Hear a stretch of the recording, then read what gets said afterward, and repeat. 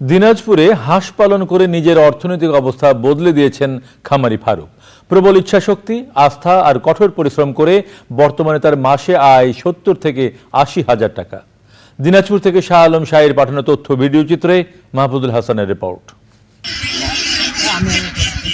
দিনাজপুরের বিরামপুর উপজেলার ছোট যমুনা নদীর চরাঞ্চলে অস্থায়ী শেড করে হাঁসের খামার গড়ে তুলেছেন খামারি ফারুক। শুরুতে 2.5 লাখ টাকা দিয়ে ক্যাম্বেল জাতের 700 হাঁসের বাচ্চা দিয়ে খামার শুরু করেন। বর্তমানে তার খামারে 1000 হাঁস রয়েছে। অধিকাংশ হাঁসই প্রতিদিন ডিম দেয়। ভবিষ্যতে ইচ্ছা আছে, যদি সরকার সাহায্য করে তাহলে এটা হ্যাঁসারিতে আমি পরিণত করব। প্রাকৃতিক ভাবে হাঁস খাবার খায়, ওই সন্ধ্যার সময় 50 কেজি করে শুধু গম দেই, এটুকুই খরচ, সারাদিনে কোনো খাবার দেই না।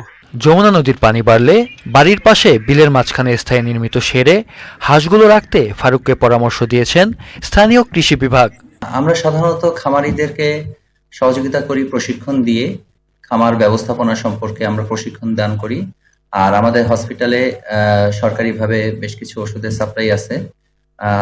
তাদের যখন সমস্যা হয় তখন হাসপাতালে আসলে আমরা সেগুলোকে পোস্টমর্টম করে ডায়াগনোসিস করে যে ওষুধ দরকার হাসপাতালে যদি সেটা থেকে থাকে তাহলে সেই ওষুধটা আমরা দিয়ে থাকি। ক্যাম্বেল জাতের হাঁসগুলো 3 মাস একাধারে ডিম দিয়ে থাকে। 15 থেকে 20 দিন বিরতি দিয়ে আবারও ডিম দেয় তারা। Mahfuzul Hasan, channel I.